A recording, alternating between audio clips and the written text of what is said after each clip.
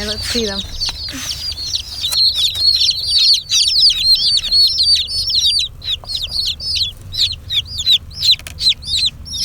Can I take one? Look at that one, it's so pretty. All right, let's start dipping them. Oh, okay. This one first because it's pecking.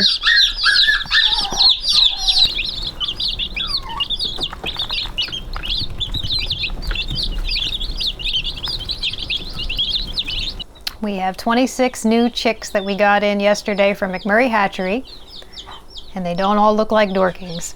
Are we giving up on the Silver Grey Dorkings? Well, not quite. Those of you guys that have been following along know that we chose the Silver Grey Dorking due to several quality traits that we want to have in our self-sustainable line of chickens. Those are really good meat quality, the ability to forage, the ability to go broody, and of course the dual purpose nature of being both a meat bird and an egg-laying bird.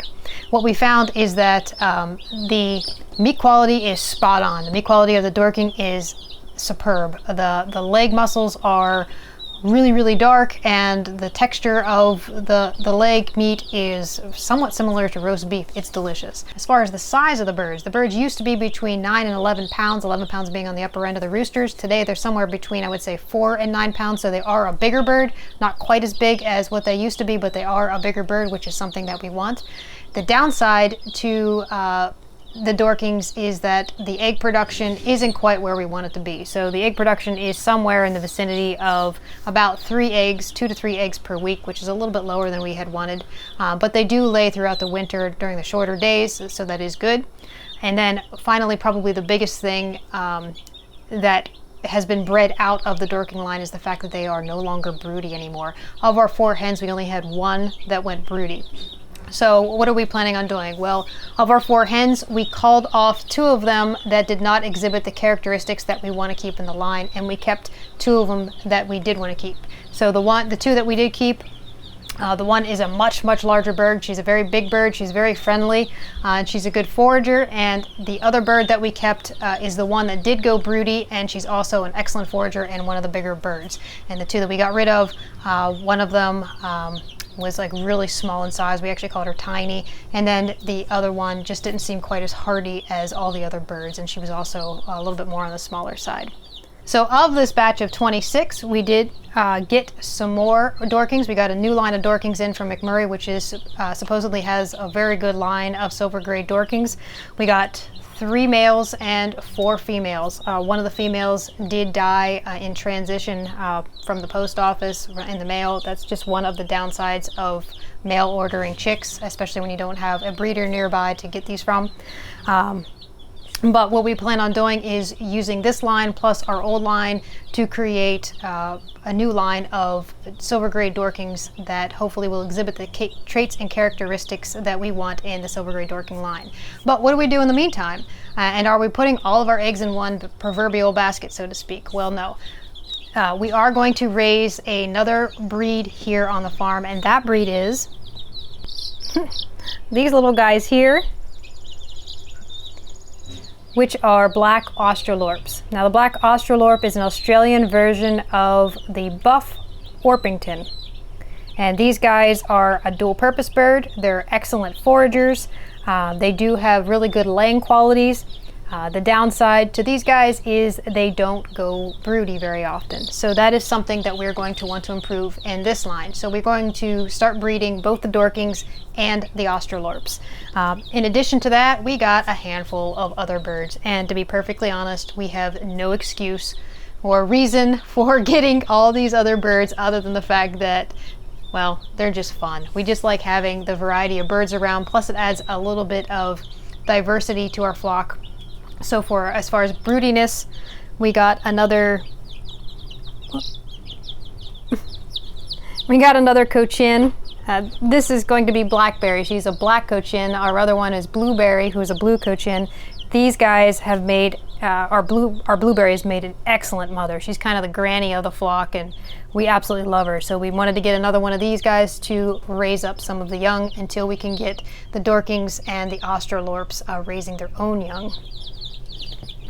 So from a business and practicality standpoint, what really sells around here are heritage lines of birds and purebred lines of birds. So our Dorkings and our black Australorps are going to be what we raise and sell for income on our farm. So that's going to help offset the expenses of our chickens. In addition, like I said, we're going to continue to improve these lines, hopefully to breeding characteristics that we want. On top of that, we will let them crossbreed with some of these other breeds here for different characteristics that we hope to incorporate into these lines.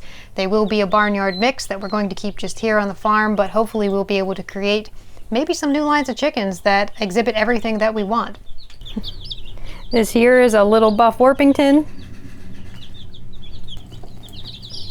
I think this little girl here is one of our Easter eggers for rainbow eggs because the kids and I both like rainbow eggs. Probably me more than the kids. And then this little girl here. This is Alice Cooper. Ilaria had named her. She is a golden Polish, so she's going to have one of those big funky hairdos.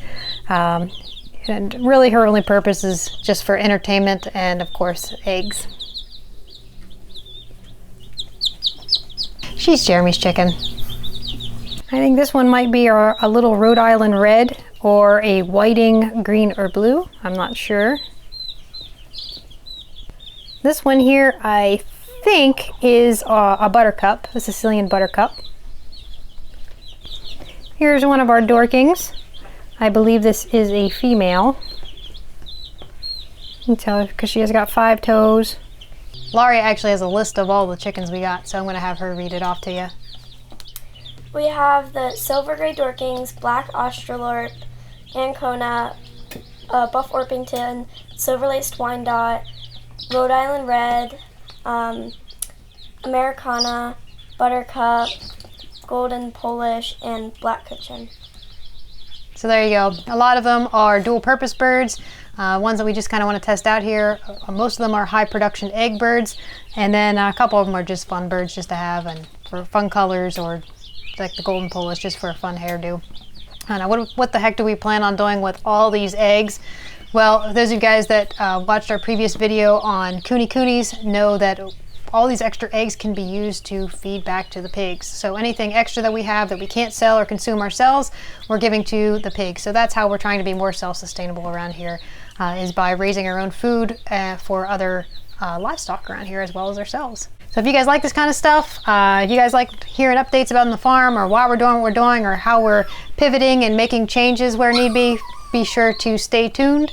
We're gonna have a lot more videos coming out on what we're doing around here. So we'll see you in the next video. Thanks for watching.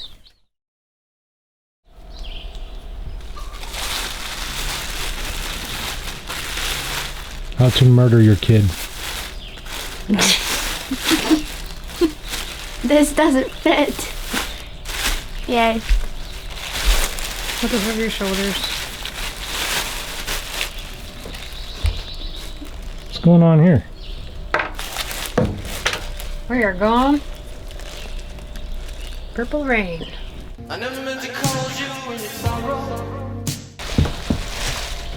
Pretty purple. Oh, that's a good one. Oh, you got hosed, Tommy. My hair's already bleached, so it works. Whoa, that's cool. Let's see how well she combed it. Probably, ow. Not very good. She had pink in it. Pinkish purple. And it faded with all the chlorine. So now we're going to try purple. I'm sweating in this bag. That's what she said. That's what she said. Where's your comb? Right there. That's a comb? That's not a comb. That's like a... Snowball. What is that? Ow, ow, This is ow. why her hair's not combed. It's a snowball. That looks like something you buy in a store we don't speak of.